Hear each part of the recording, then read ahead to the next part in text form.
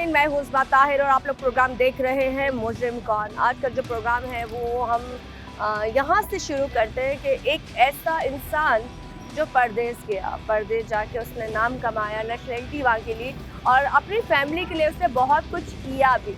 लेकिन जब वो पाकिस्तान से बाहर गया और जब वो पाकिस्तान से बाहर गया तो हर इंसान का एक सपना होता है कि वो चाहे जितना बड़ा भी इंसान क्यों ना बन जाए, लेकिन वो उसी धरती पे ज़रूर बार बार आए जहाँ पे उसके वालिदैन थे, जहाँ उसके अपने लोग थे। तो ये सपना मेरे ख्याल से हर उस शख्स का होता है जो परदेस में रहता है। आज की जो स्टोरी है, जो मैं दुख भरी कहानी आपको सुनाने जा रही हूँ कि वो शख्स जो अपने मुल्क से प्यार करता था, अपने मुल्क से प्यार करता है, बल्कि ऐसे बहुत से लोग हैं जो अपने मुल्क से प्यार करते हैं और जब वो परदेस में होते हैं तो उनकी ख्वाहिशें होती हैं कि वो अपनी ईद अपने घर वालों के साथ सेलिब्रेट करें, उनके साथ मनाएं। लेकिन जब आजकल जब आप लोग देख रहे हैं कि कराची या पूरे पाकिस्तान का जो हाल है और इस वक्त यहाँ जो जो लोग भी आते हैं, तो सबसे बड़ा एक जो कहते हैं ना अलमिया हमारे मुल्क का सबसे ख़तरनाक है वो ये है कि यहाँ पर जिस तरह से वारदातें हो रही हैं और स्पेशली जो कहते हैं लोग आते हैं लूटने के लिए आते हैं, वो लूटते तो हैं लेकिन साथ साथ वो आपको नुकसान पहुँचा के जाते हैं, वो आपकी ज़िंदगी को लेके जाते हैं। जहाँ पर ये वाक़या ईद के दूसरे दिन रात को पेश आया था और यहाँ पर 2 लोगों को किस तरीके से बेदर्दी से, मतलब कहते हैं ना कि एक तो आप लूटने भी आते हो, उसके बाद आप उन लोगों के साथ वो कर जाते हो जो उनके घर वालों को कभी नहीं भूल सकता है। सिर्फ मैं उस पॉइंट पे खड़ी हूँ जहाँ पर ये सानिया पेश आ चुका है। हम वो लोगों से भी मिलाएंगे, उसकी फैमिली से मिलाएंगे और लेकिन इस वक्त वो 2 प्यारे लोग अल्लाह को प्यारे हो चुके हैं और इसके पीछे जो एक कहानी है वो भी आपको सुनाएंगे। अच्छा जी, जैसे मैंने आपको बताया कि मैं आज उस कहानी को कवर करने के लिए आई हूँ जो ईद के दूसरे दिन पेश आया रात को, और एनी शाहिद हमारे साथ मौजूद है, नासिर उनका नाम है। मैं पहले उनसे बात करूँगी कि आखिर ये वाक़या कैसे पेश आया, क्या टाइम था और किस हवाले से वो लोग जब यहाँ थे तो ऐसा कितने लोग थे, क्योंकि पूरी स्टोरी आप तक लाना ज़रूरी है। फिर फर्दर आपसे बात करते रहेंगे, यहाँ बहुत सारे लोग इस सब जमा हो गए, सबका पॉइंट ऑफ व्यू लेंगे। कभी पहले ऐसे सानिया यहाँ पे हुआ, वाक़या ऐसा हुआ कि नहीं हुआ, वो तमाम चीज़ें बात की। लेकिन सबसे इंपॉर्टेंट चीज़ ये है कि जो इसके साथ ये वाक़या हुआ है, हम उनके लोगों से, उनकी फैमिली से, उनके भाई से बात करना चाहेंगे। पहले उनके कज़न हमारे साथ है नासिर। अस्सलाम वालेकुम नासिर, कैसे आप? ठीक है। अच्छा, पहले तो बात ये कि माज़रत इतना बड़ा सानिया आप लोगों के साथ हो गया और ईद के दूसरे दिन ये पेश आया, तो थोड़ा सा मुझे बताएं कि असल में कितने बजे और कहानी क्या थी, क्योंकि आप ऑन द स्पॉट मौजूद थे। जी, मैं बिल्कुल ऑन द स्पॉट मौजूद था। हम लोग नमाज मगरिब के बाद हस्बे मामूल हमारी यहाँ रूटीन थी यहाँ बैठने की। अच्छा। अगर आपका कैमरा कवर कर, हम यहाँ मौजूद थे तीनों। अच्छा। और इस दौरान एक बच्चा उस तरफ से भागता हुआ आया और हमें बताया कि अंदर डकैत घुस चुके हैं, वो डकैती कर रहे हैं। अच्छा। हमें बिल्कुल नहीं पता था कि हम बिल्कुल अपने मामूल के साथ बैठे हुए। तो आई साहब की गोद में पिस्टल मौजूद था, क्योंकि जिस तरह के हालात चल रहे थे, डकैतियाँ चल रही हैं। उम्र पूछ सकती हूँ? बड़े भाई साहब जो थे, इनके बहनोई वो थे 75 ईयर्स के। अच्छा। और जो कज़न जाए थे हमारे कज़न, उनकी उम्र थी 45 है, अच्छा, 43-45। तो उनकी गोद में पिस्टल मौजूद था। वो उठे, इस दौरान मैं भी उठा हूँ, मुझे नहीं पता लगा कि वो उठ रहे हैं, अब वो उनके साथ अंदर की तरफ जाएंगे। तो मैं उस कोने पे गया हूँ, तो मैं जैसे ही वहाँ पहुँचा तो मुझे एक फायर की आवाज़ आई। वो अपोजिट साइड उस तरफ रोड से फायर हुआ, सामने से राइफल थी, वो फायर हुआ। तो मैं घबराहट में पीछे मुड़ के नहीं देखा, मैं उस तरफ जंप करने की कोशिश की, मैं नीचे गिर गया। इस दौरान जो अंदर डकैत थे वो फायरिंग करते हुए बाहर आए और बड़े भाई साहब जो थे, इनके बहनोई, उनको उस वक्त तक फायर नहीं लगा था। अच्छा। वो बंदा आया, जाहिद भाई का पिस्टल उठाता है और यहाँ से करीब आकर उनकी जो बहनोई हैं उनको फायर हिट करता है। अच्छा, जाहिद का पिस्टल उसने उठा लिया, जो पहले उसने शूट कर दिया था, लेकिन जाहिद भाई का जो पिस्टल गिर चुका था, उन्होंने वो पिस्टल भी उठा लिया। ठीक है। उसके बाद वो बंदा घूम कर आता है, उनके बहनोई जो वहाँ नीचे जमीन पे पड़े होते उनको हिट करता बाकायदा। अच्छा। हालांकि ज़ईफ आदमी थे, बैठे हुए थे, नहाते थे। तो आप क्या कहेंगे? मुझे तो इसमें कुछ और मसला भी लग रहा है कि अगर वो बैठे हुए तो डर के मारे। जी, शायद उनकी ईगो हट गई। इस तरह का ग्रुप है कि मुसलसल 3 महीनों से मुसलसल डकैतियाँ कर रहा है और एक डकैती करके वो सुकून से नहीं बैठ रहा। अच्छा। जिस दिन ये वारदात हुई उस दिन भी ये जमील स्ट्रीट्स पे डकैती कर आए हैं। ठीक है। और यहाँ आए, उनको शायद इस चीज़ का एहसास नहीं था कि यहाँ मज़ाहमत का सामना करना पड़ेगा। अच्छा। तो शायद उनकी ईगो हर्ट हुई है, इस वजह से उन्होंने जिद में ऑलरेडी वो 3 डकैती पहले कर चुके थे, काफ़ी अर्से से वो ग्रो एक्टिव था। तो पुलिस ने कोई अब तक? पुलिस मैम, यहाँ पे ये हालात हैं कि अगर यहाँ पर माहवा, गुटका, चर्स, अगर कोई यहाँ पे कच्ची आबादी है, कोई अपना मकान बनने के लिए रेती करवा रहा है तो ये फ़ौरन पहुँच जाते हैं अपना हिस्सा लेने। यहाँ कलाशनकोफ उनको नज़र नहीं आ रही 3 महीने से। अहले इलाका आपको गवाही देगा, 3 महीने से ये कलाशनकोफ जो वारदार लोग हैं ये मुसलसल घूम रहे हैं और ये डकैती, ये वारदात अंजाम करने के बाद भी मुसलसल 2 दिन डकैतियाँ वो करते रहे हैं। अच्छा। उसके बाद आज ये दूसरा दिन है, वो गायब हैं। अच्छा, आपके उस वक्त कितने कैमरे एक्टिव थे? मैं देख लूँ कि यहाँ पे 2 कैमरे लगे हुए हैं। 2 कैमरे हैं। ये शायद ये एक्टिव नहीं है, ये काम कर रहा है और बाकी अंदर वाले काम कर रहे हैं। ठीक है। वो फुटेज भी सारी मीडिया पे भी आ चुकी है। अच्छा। पुलिस भी ले जा चुकी है। लेकिन ट्रेस आउट अभी तक नहीं हुए? जी, अभी तक नहीं हुआ। अच्छा, आपके साथ उस वक्त और कौन कौन लोग थे भाई? उस वक्त हम 3 लोग मौजूद थे, मैं था, जाहिद भाई थे और हाजी यूनुस साहब थे। 3 ही लोग जी, हम थे। 3 लोग बाहर बैठे हुए ठीक थे। है, जब ये वाक़या हो गया उसके बाद लोग जमा हुए? उसके बाद लोग जमा हुए, जब वो निकले यहाँ से फायरिंग करते हुए फरार हुए, तो मैं उस कोने से निकल के वापस आया, तो भाई साहब नीचे बैठे थे। अच्छा, कितने सेकंड या मिनट का गेम था? 5? मिनिमम 1 से 1.5 मिनट की सारी गेम थी। आते ही अटैक हुआ? आते ही अटैक हुआ। हमें उससे पहले जब ये अंदर घुसे हमें नहीं मालूम था कि ठीक डकैत है। घुस चुके हैं। ठीक है। जब हमें मालूम हुआ उससे 1-1.5 मिनट की सारी ये गेम थी। 1-1.5 मिनट में आपके सारी सामने गेम। जब वो लोग गए हैं तो बाइक पे गए हैं? बाइक पे गए, 3 बाइकें थी, 2-2 बंदे बैठ के सवार हुए हैं, तीनों फायरिंग करते हुए यहाँ से फरार हुए। शक्लें कोई रजिस्टर पे आई थी? मास्क लगाया हुआ था? मास्क था जी, अंदर आए, हमने बाद में खैर उसको देखा वीडियोस में, और जैसे ही यहाँ से सीढ़ियों से ऊपर आए उन्होंने अपना मास्क ऊपर कर दिया। अच्छा, और एक मतलब के अंदर पास जाते हुए? जी हाँ, उससे पहले उनका मास्क नहीं लगा नहीं था। तो शक्ल उसमें हुई है, मेंशन हुई है शक्ल? मेंशन अब क्योंकि रात थी। रात की लाइट्स ऑन थी, लेकिन अब हमें तो उस वक्त नहीं महसूस हुआ। पुलिस फुटेज लेके गई है। एक उसमें शख्स है यहाँ से आ रहा है, उसका मास्क नहीं था, रुमाल लपेटा हुआ था, वो ऊपर चढ़ के अपना निकाब बना उससे था, ऊपर किया है। घाटा बांधा। जी हाँ, उससे पहले हम नहीं देख सके कौन आया कौन नहीं है, क्योंकि अच्छा, जो हाजी साहब जो कनाडा से आए थे, उनके बच्चे भी आए थे, फैमिली भी आई जी थी? जी वो ईद करने के लिए आए जी वो थे? ईद करने आए थे अपनी फैमिली के साथ, और 4 तारीख को उनकी रिटर्न वापसी थी जी यहाँ से। 4 तारीख को उन्होंने वापस जाना था। और 28 हाँ, तारीख को, वही। 29 तारीख को ये जी वाक़या ये पेश आ वाक़या हो गया। गया उनके साथ। अच्छा जी, चले यहाँ से मैं थोड़ा कंटिन्यू आगे बात को करती हूँ जी। 45 साल शख्स जाहिद जो अंदर कहते हैं, जिसको फील हुआ कि जी यहाँ कोई शख्स उसको लगे कि जी वो मशकूक टाइप के हैं, और गन हाजी साहब के पास भी थी, उसके पास भी थी। जब अंदर से बाहर निकले तो वो हाजी जाहिद को जब उन्होंने निशाना बना लिया, उसके बाद जाके उन्होंने जाहिद की गन से करीब जाके उन्होंने हाजी साहब को शूट किया, और बज़ाहिर जो देखने की सूरत हाल थी वो सारा ऑन द स्पॉट जो मौजूद थे, अली शाहिद जो मौजूद है यहाँ पर, बताया कि जी हम 3 लोग यहाँ पर उस वक्त बैठे थे, ये लोग यहाँ पे बैठे हुए सिटिंग कर रहे थे, बातें कर रहे थे, और अंदर की जो फुटेज है उसमें खैर देखा जा सकता है सब कुछ, जो एक विंडो पे चल रही होगी। खैर इसके बाद हम उनके भाई से बात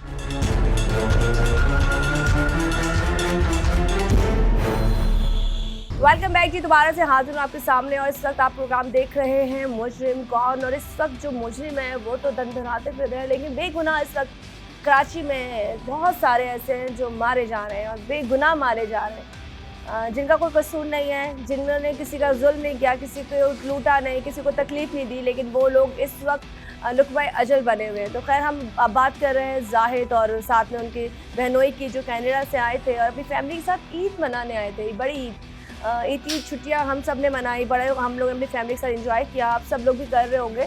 लेकिन कुछ घरों में ईद नहीं थी, मातम था, क्योंकि कहते ना जब गम आने वाला हो या खुशी आने वाली हो तो पता नहीं, खुशी का फिर भी पता होता है, हमें पता होता है जी बहन की शादी है, भाई की शादी है, फलां के यहाँ बच्चा पैदा होने वाला है, क्या है, तो हमें पता होता है, हमें अल्लाह की तरफ से पहले से पता चल जाता है कि जी हमारे साथ ये अच्छाइयाँ होने वाली हैं, हमें ब्लेसिंग मिलने वाली है। लेकिन कहते हैं ना जब आपके साथ दुख आता है तो वो खुशी के पीछे छुप कर आता है।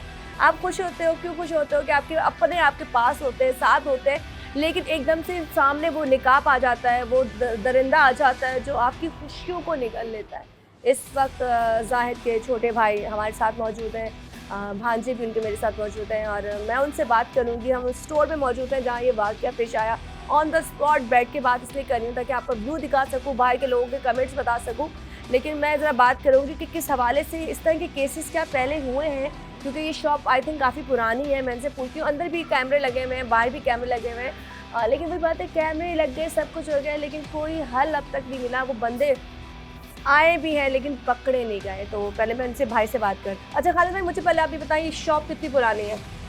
शॉप को बने हुए करीबन 2 साल हुआ है। अच्छा, नहीं बनाई है, जी। जब तक पुरानी नहीं है। जी। इससे पहले क्या काम करते थे जाहिद भाई, या यही काम करते थे आप इससे लोग? पहले घास के ताजर थे।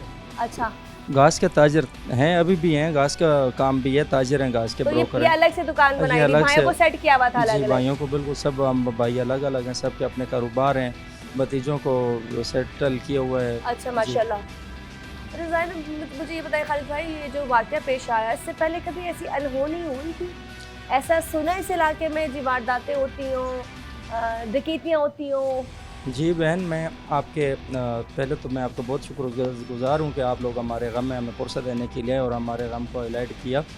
उसके बाद मैं ये आगाह करना चाहता हूँ आपके मीडिया के तवस्सुल से ये बात अक़वाम बाला तक भी पहुँचाना चाहता हूँ। गुज़श्ते 4 माह से इस भैंस कॉलोनी के अंदर, थाना सुखन के इलाके के अंदर ये कलाशनकोफ बरदार जो ग्रुप है ये दंदनाता फिर रहा है। इन्होंने बड़े खुले अंदाज में रोडों को ब्लॉक करके दुकानों को लूटा है, रोडों पर नाके लगा कर लूटे हैं। सबकी वीडियोस मौजूद हैं थाना सुखन, अगर ना करके दिखाना चाहे अलग बात।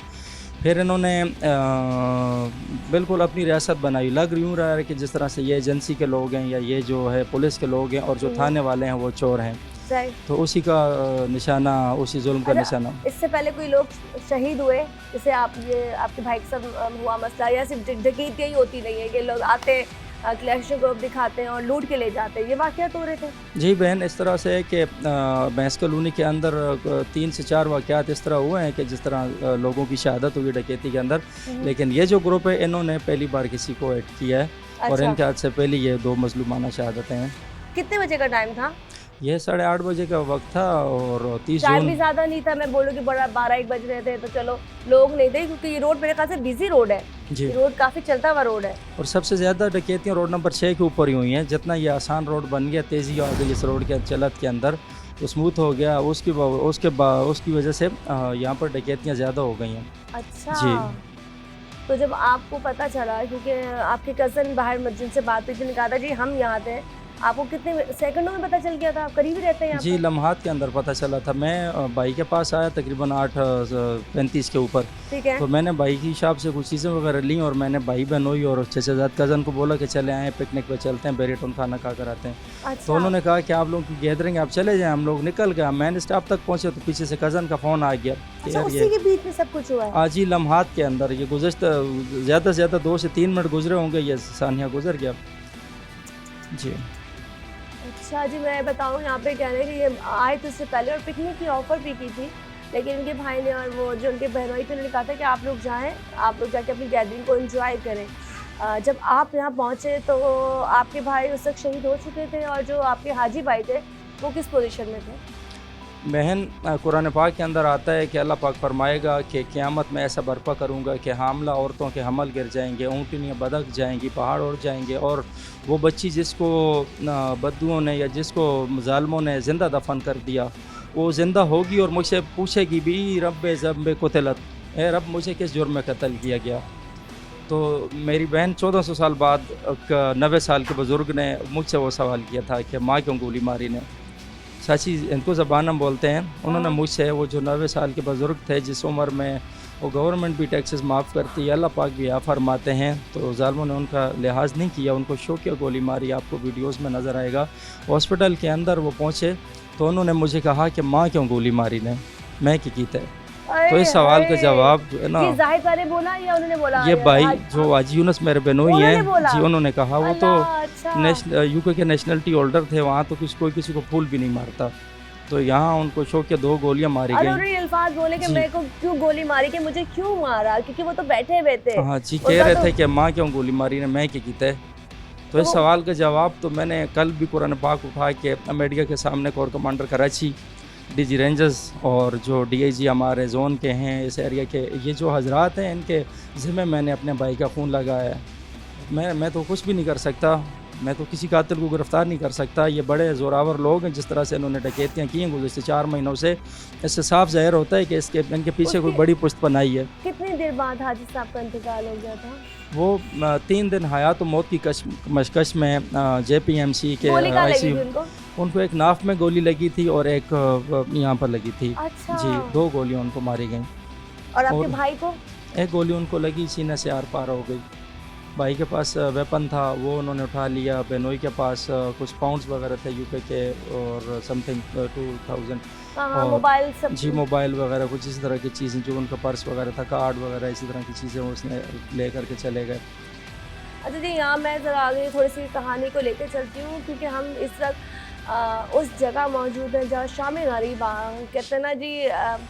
किसी ने अगर मंजर देखना हो तो शाम गरीबा देखो, किसी ने तकलीफ़ देखनी हो तो शाम गरीबा देखो, किसी ने जुल्म देखना हो तो वो देखो। इन लोगों ने भी कुर्बानियाँ बिला वजह, कहते हैं इन सब ये चाहते, मतलब बेचारे बैठे हुए थे। मैं इनकी अभी बहनोई की बात जो इन्होंने मुझ तक पहुँचाई है कि वो आखिरी टाइम तक उन्होंने सिर्फ एक ही लफ्ज़ बोला कि मुझे क्यों मारा, मैं कि कितना, मतलब मैंने क्या किया। तो खैर इनका ईमान बहुत मजबूत है। भाई ने, खालिद भाई ने साफ साफ कह दिया जी मैं अपने भाई का और अपने बहनोई का जो खून है, मैं किसी का कातिल बनना नहीं चाहता, मैं किसी को सज़ा देना नहीं चाहता, पर मैं यहाँ के जो बड़े इंतज़ामिया के लोग हैं, पुलिस एहलकार है, रेंजर्स वाले हैं और जितने भी डिपार्टमेंट जिस वक्त एक्टिव है कराची में, जिन्होंने शायद काम भी किया होगा अच्छा, क्योंकि पुलिस को हम नेगेटिव पॉजिटिव दोनों वे से दिखाते हैं। अगर ये पॉजिटिव वे में इनके भाई के उन कातिलों को पकड़ेंगे तो हम यहाँ उन सबको कहते ना सलूट करेंगे। खैर मैं आगे जा रही हूँ और मैं एक बात करना चाहता हूँ बहन, मैं उन तमाम हजरात से जो मज़लूम करबला हुसनैन करीमैन की याद में मातम करते हैं, उनसे ये सवाल करना चाहता हूँ कि क्या आपको उस वक़्त का यजीद याद है? क्या आपको उस वक़्त के यजीद के ज़ुल्म याद है? क्या आपको इस वक़्त के जो मज़लूम हैं हुसैन की याद में, हुसैन की तसलसल में जिनको मज़लूम शहीद कर दिया गया बड़े घराने में ईद के रोज़, क्या आपको इस वक़्त की यजीद के ख़िलाफ़ नहीं उठना चाहिए? आज हमें कल कोई और होगा। बस यहाँ पे याद ताज़ा कर लीजिए, क्योंकि हम उस वक्त के बहुत करीब हैं जिसको जब सोचते हैं ना तो हमारे रोंगटे खड़े हो जाते हैं। और यहाँ पे भी इसी तरह का एक मातम अभी है और होता रहेगा ज़िंदगी भर। तो खैर यहाँ से एक ब्रेक की तरफ जा रही हूँ। जब ब्रेक से वापस आऊँगी तो साथ में मैं एक और भाई से आपको मिलवाऊँगी। इन सब के अल्फाज आपको बताएंगे कि ये अपने प्यारों से बिछड़कर कितने तकलीफ़ में हैं, और लेकिन यहाँ पे जो इंतज़ामिया है, लोग हैं, वो किस तरह कोऑपरेट कर रहे हैं, ये बात करेंगे एक ब्रेक के बाद।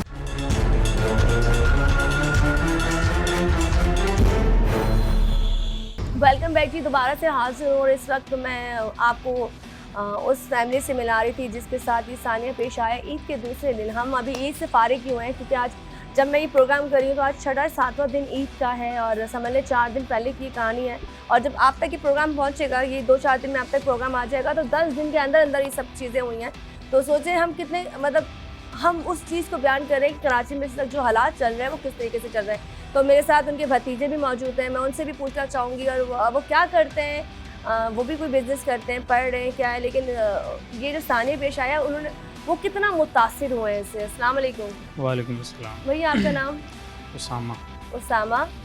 मुझे थोड़ा सा आप बताओ, ये तो वाक़या ऐसा है जो कभी ना भूलने वाला वाक़या है, पूरे ख़ानदान को आपको कहते हैं हिला दिया है और ज़िंदगी भर आपके जहनों पे नक्श हो गया है। तो मुझे बताओ, जिस तरह भाई भी बता रहे थे, खालिद भाई, कि इस तरह के वाक़यात पहले हुए हैं लेकिन मारा किसी को नहीं है, मुज़ाहमत होने पे पहली दफ़ा शूट किया गया है।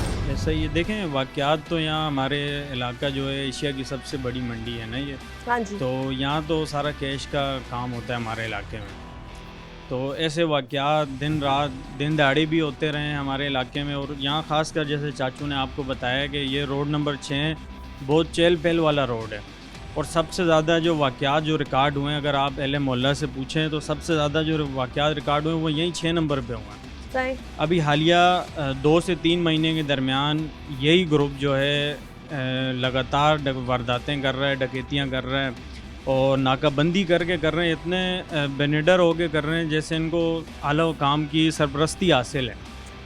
इनको कोई पूछने वाला ही नहीं है, SMGयाँ लेके घूम रहे हैं। एक तो होता है चले वेपन पिस्टल हो या कोई और इस तरह का आला कार इनके पास हो, पर SMGs लेकर घूम रहे हैं, इनको कोई पूछने वाला ही नहीं। तो आपने जब पुलिस के पास आप लोग गए, आपने इस वाक़े के बाद 3 दिन बाद FIR तो कट गई होगी? FIR कट गई है जी।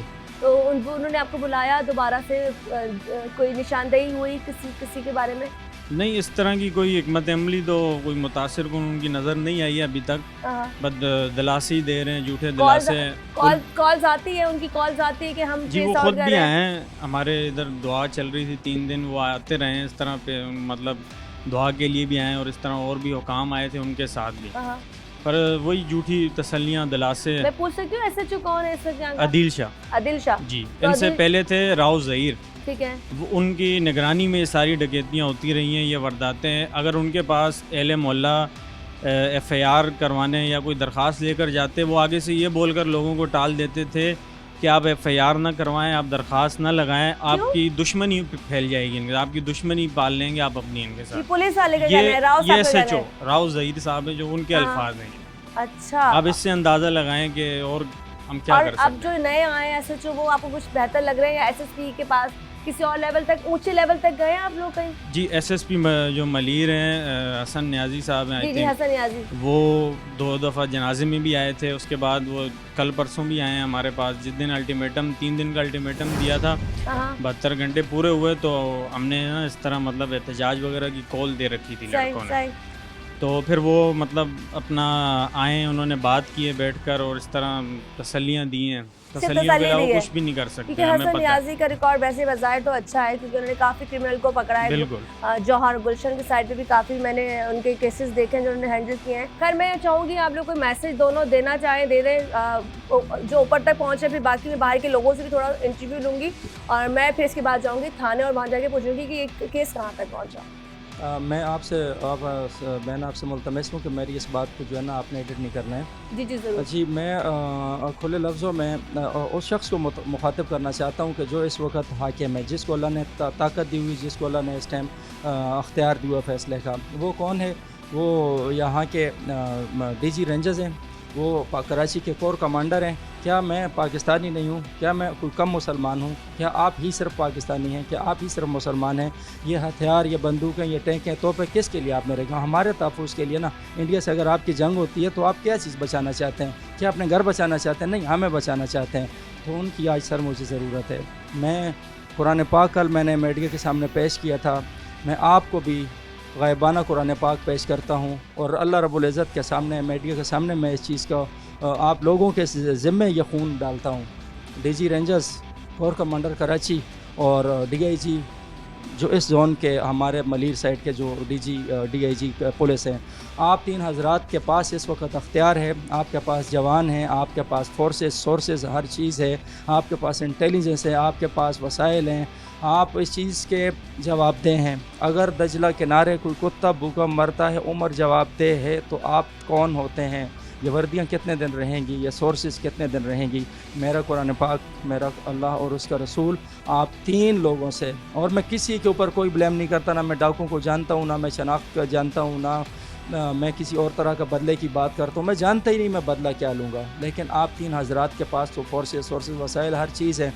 आपने वसाइल के वसाइल के होने के बावजूद और पहचान होने के बावजूद किसी के आड़, किसी की ख्याल करते हुए, अगर मेरे भाई के खून ना हक़ का और मेरे बहनोई के खून ना हक़ का, कि जिनको मज़लूम करबला हुसैन की तरह से शहीद किया गया, यजीद वक्त को ना पकड़ा, तो रोज़ क़यामत में आप तीन हज़रात के ऊपर इस खून का बदला रखूँगा।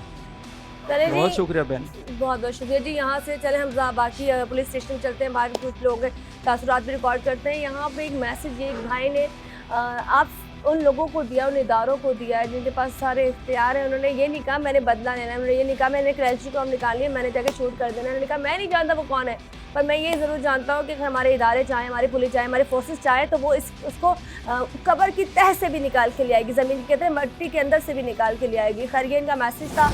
अच्छा जी, अब मैंने आपको उनकी फैमिली से मिलाया और तो से बात इसलिए लिखी कि यहाँ पे ज़रा प्रॉपर पर्दे का इंतज़ाम होता है, और वैसे भी इतना गहरी चोट है कि हम जाके और उनके ज़ख्म खुरेद नहीं सकते, और जो लोग नहीं बात करना चाहते हैं, जो औरतें नहीं आना चाहती, हम फोर्स नहीं करते।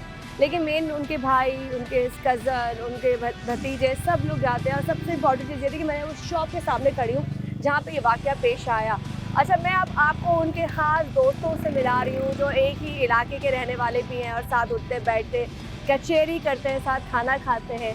और दोस्तों का बड़ा स्ट्रॉन्ग पार्ट होता है, इसमें से होता है कि कहते हैं वो अपने घर वालों से ज़्यादा अपने दोस्तों के साथ रहते हैं, उनसे बॉन्डिंग होती है, क्योंकि इतने फ़ोन आपके घर वालों के नहीं बजते जितने आपके दोस्तों के बजते। तो उनका एक दोस्त मेरे साथ मौजूद है, उनसे बात करते हैं वो कैसे थे।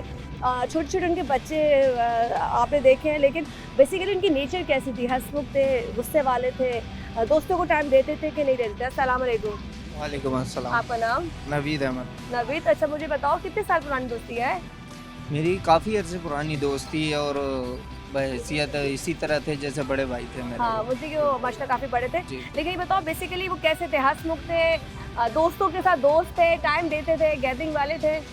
बिल्कुल, इसमें तो कोई शक नहीं है, इसमें कोई दो राय नहीं है। पूरा अहले इलाका इस बात का गवाह है कि बहुत नफीस आदमी थे और मिलाने वालों में थे, लड़वाने वालों में नहीं थे। और उनकी कोशिश यही होती थी जो अपना बड़ापन वो जाहिर करते थे हर जगह पर। अच्छा खुश मिजाज थे, अपने बच्चों के साथ भी बहुत फ्रेंडली रहते थे वो, दोस्तों के साथ भी, और मिलनसार इंसान थे। आखिरी मुलाकात कब हुई थी? 1 घंटा कबल। उसी दिन 1 घंटा जी। कबल आप?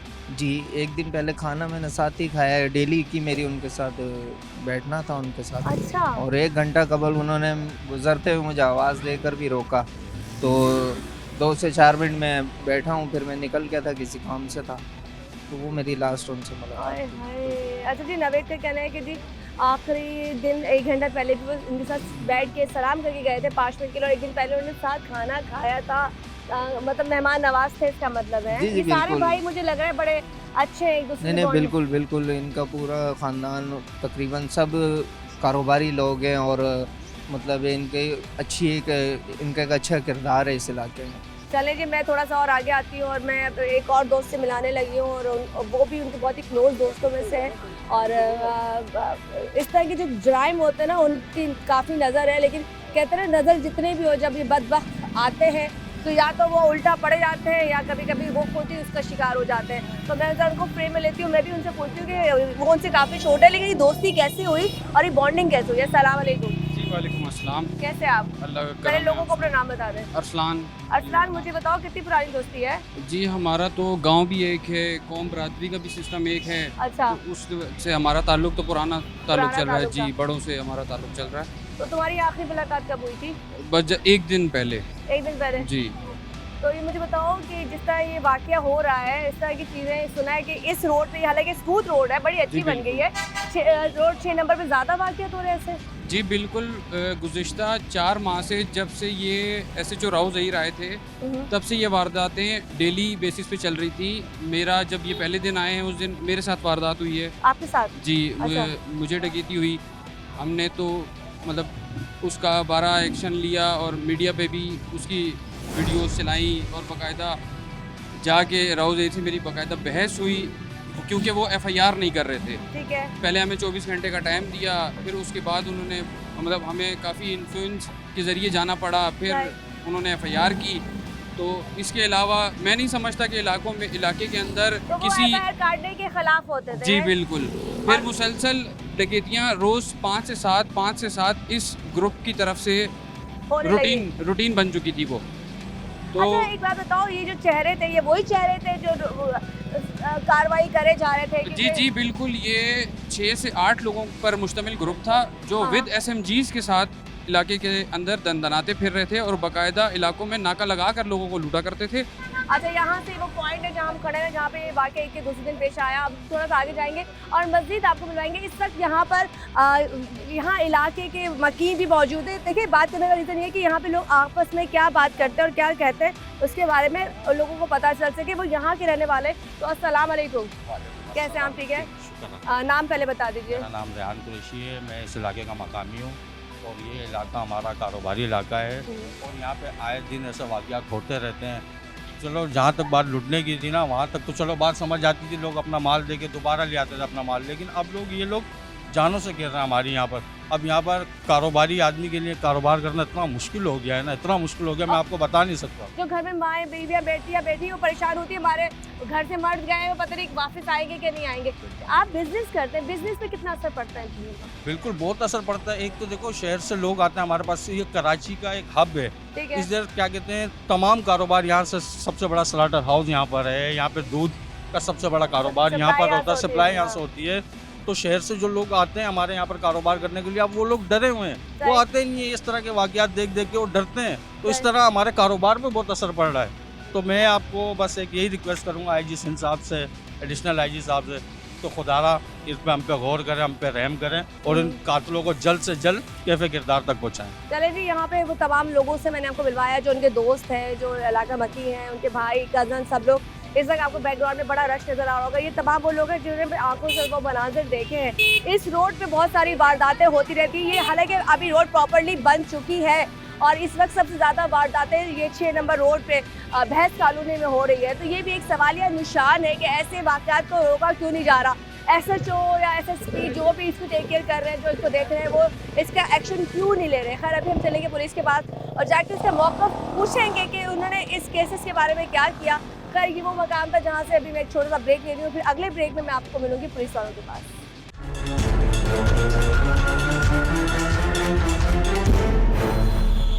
अच्छा जी, हम वहाँ से पूरी फैमिली से मिलने के बाद और जो भी चीज़ें हुई थी आपके सामने बात तो पता चलेगी होगी कि किसका व्यू कहाँ पे ख़राब है, लेकिन यहाँ हम पुलिस के पास इसलिए आए ताकि हम इनका मौक़िफ़ भी जान सकें।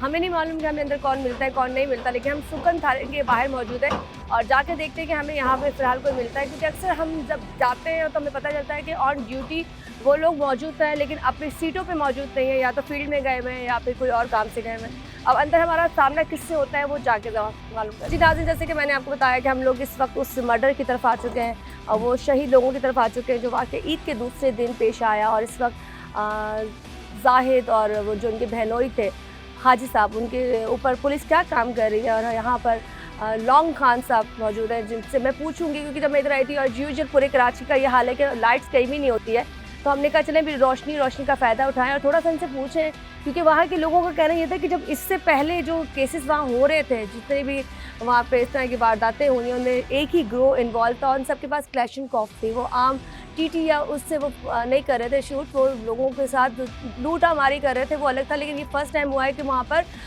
मज़ाहमत करने पे, या कह सकते हैं कि जी वहाँ पे 2 लोगों की शहादतें हुई हैं। तो पहले तो अस्सलाम वालेकुम।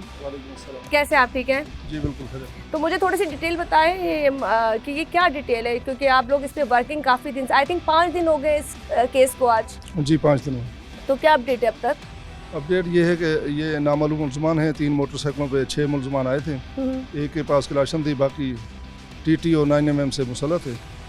तो अब हम अपने तौर पर जो टेक्निकल तरीके से मुखबरान ख़ास दीगर ज़राए से भी जो मालूमात है, मुख्तलिफ बारों पर हमने रेट मुसलसल किए हैं। अच्छा, जो फुटेज आई है CCTV जो फुटेज आई है वो भी हमने स्केच के लिए उनकी फ़ोटोग्राफी जो है KPO में हमारी ब्रांच खुली है, वहाँ से भी मदद हासिल कर रहे हैं हम। ठीक है, वहाँ भी रुजू किया है और उम्मीद है कि हम किसी ट्रैक पे हैं। उम्मीद है कि हम अनकरीब ये कामयाबी हो जाएगी। लॉन्ग खान जी, मैं आपसे पूछना चाहती हूँ, ये ट्रैक आपका कब सीधा होगा? देखिए बात वही कि आप माशाल्लाह आप लोग वो हैं जो उड़ती चिड़िया के पर गिन लेते हैं। मतलब हमने यहाँ पैर रखा है तो आपको पता चल गया जी हम आपसे सवाल करना है, किस केस के बारे में करना है। तो हमने पहले सुना था कि इससे पहले वहाँ बहुत सारी वारदातें हुई थी, तो आप लोगों ने अब तक वो क्लैशनकोफ के साथ अगर वो वारदात कर रहे हैं, तो क्लैशनकोफ तो बड़ी कहते हैं बड़े असला है, वो छोटा नहीं कि छुपा के कोई ले आए, तो आप लोगों ने पहले ट्रेस आउट क्यों नहीं किया उन लोगों को? मैडम मेरी पोस्टिंग और SHO साहब की जो हुई है, हमारी हुई है 2 और 3 तारीख को। अच्छा, अभी हुई है? मैं 3 तारीख को आया हूँ। इस वक़्त के बाद SHO SIO हट गए थे, फ्रेश ही हमें यहाँ तैनात किया गया है। वो हट क्यों गए थे? उनकी वजह शोहरत तो आपको पता ही होगी। जो भी है मकसद है, उसके बाद अफसरान बाला ने हमें यहाँ तैनात किया है और उम्मीद है कि हम सुरखरू करेंगे। इलाका की आवाम को भी कामयाबी होगी और मुस्कुराहट होगी, इंशाल्लाह हम कामयाब करेंगे। चले जी, यहाँ उन्होंने कहा कि जी इंशाल्लाह हम कोशिश करेंगे, लेकिन खैर अभी आपसे सवाल ख़त्म नहीं हुए, क्योंकि एक आध सवाल और भी है। मैं पूछना चाहूँगी कि इसके अलावा वहाँ पे आपकी नफ़ी जो विज़िट करती है, क्योंकि वो एरिया बिज़नेस का एरिया है, वहाँ पे ज़्यादातर बिज़नेस होते हैं, वहाँ पे आप सबसे बड़ी मंडी भी वहाँ पर है, वहीं से दूध की सप्लाई भी होती है, तो आप लोगों के विज़िट वहाँ पे होते हैं? आप लोग के ये क्वेश्चन जो है लॉ एंड ऑर्डर का है, SHO से रिलेटिव है, लेकिन मैं जवाब दे दूँ। जिस दिन की ये वारदातें हुई हैं उस दिन के बाद मुसलसल हमारी मोटरसाइकिल गश्त, पिकट और मोबाइलें जो है हमारी मुसलसल लगी हुई हैं और वक्तन वक्तन SHO साहब और हम तमाम सफ़ेद कपड़ों में मोटरसाइकिलों पे अपने अपने ज़राए से हम कोशिश कर रहे हैं। अच्छा, एक बात और बताएं, इसके अलावा जैसे जो डेटा आप कह रहे हैं कलेक्ट करेंगे और जो वीडियो आप निकालते हैं, कितने दिन में डेटा आ जाता है? ये है कि जैसे जियो फेंसिंग हम करवा रहे हैं, हो गई है, उस पर हम काम चल रहा है, क्योंकि बहुत से नंबर होते हैं उसमें। अच्छा, वो भी हो रहा है। CDR का भी अमल जारी है, क्योंकि बहुत से ये गुंजान आबादी है, इलाका है, कारोबारी इलाका है, तो यहाँ कोई 1100 नंबर नहीं है। सही। तो हर जाविये पे हो रही है तफ्तीश, टेक्निकल तरीके से भी हो रही है। मुखबरान ख़ास जो इस किस्म के इस टाइप के जो मुजरम हैं, जो जेलों से बाहर निकले हैं, उनका भी पीछे हम कोशिश कर रहे हैं कि कामयाबी हो जाएगी इंशाल्लाह। चलें जी, कामयाबी हो जाएगी। लॉन्ग खान ने जो हमें यहाँ पे थोड़ी बहुत तसल्ली दी है, इनकी पोस्टिंग भी उसी दिन हुई जिस दिन ये वाक़या पेश आया। उससे पहले यहाँ पे जो साहब थे जिनकी शोहरत आप सुन चुके होंगे लोगों के मुँह से, क्योंकि मैं नहीं बोलती, मैंने नहीं बोला वो कैसे, मैं तो खैर कोशिश करती हूँ। मैंने तो ज़्यादातर पुलिस वालों को इतना अच्छा बोला है कि लोग मुझे कहते हैं बाजी कि आपको पैसे मिलते हैं, तो मैं कहती कसम से पानी भी हम नहीं पीते, खुद पिला दे तो अलग बात है, लेकिन हम कोशिश करते हैं हम पानी भी ना पिए। लेकिन यहाँ पर इनका कहना ये है कि हम सब बड़े इस वक्त पुरअज़म है कि हम यहाँ पे उस ग्रोह को पकड़ेंगे। और इस वक्त विंडो में आपको नज़र आ रहा होगा वो शख्स जो कनाडा से आया था, जिसके साथ ये वाक़या पेश आ गया, 45 साल का बंदा। एक बंदा वो है जो 40-45 साल का था, इसके 4 बच्चे छोटे छोटे। देखिए आप लोगों के भी बच्चे होंगे, आप अपने घर में जब छोड़ के आते हैं, पीछे अगर अल्लाह ना करे ओशनी हो जाती है तो हर बाप का, हर माँ का दिल फट जाता है। तो बस मैं चाहूँगी कि आप लोग इस पर ज़रा अच्छा कोई रिजल्ट लेकर आएँ, उस ग्रोह को पकड़ें ताकि दूसरों को सुकून हो इंशाल्लाह। चलें जी, यहाँ से हमारा जो भी था थीम वो खैर ख़त्म हुई है। बाकी की बातें ज़रा आपसे बाहर जाके करूँगी। ये इस वक्त मैं जिस थाने मौजूद थी वहाँ से मैंने आपको लॉन्ग खान से मिला दिया। बाकी के लोग हमें यहाँ पे बड़े अफसरान नहीं मिले, क्योंकि ऑन ड्यूटी का काम इनका ऐसा होता है कि लोग विजिट पे होते हैं, मीटिंग में होते हैं। मैंने एक चीज़ देखी, जो अफसरान होते हैं उनकी मीटिंग बहुत होती है, लेकिन जो उनके नीचे के हुक्मरान जिस बाकी लोग होते हैं काम बेसिकली वो कर रहे होते हैं। खैर यहाँ से जो मौक़िफ़ था आप तक ला चुकी हूँ, लेकिन उम्मीद करती हूँ कि इसका रिज़ल्ट बहुत जल्दी इंशाल्लाह निकलेगा।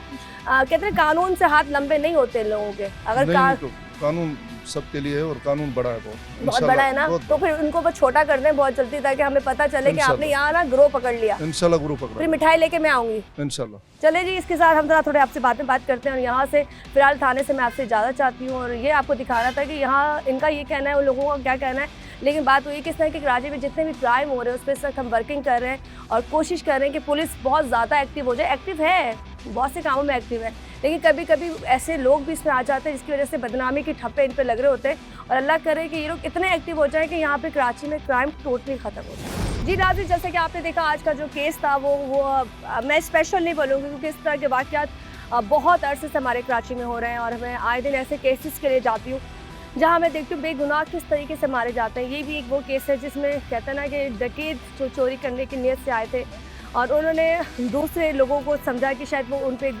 फायर कर रहे हैं या उनको मार देंगे, तो मज़ाहमत में बहुत सारा जो था ये लोग इसमें शहीद हो गए। लेकिन शहीद होने के बाद कहते हैं ना उन लोगों को अब तक पकड़ा नहीं जा चुका।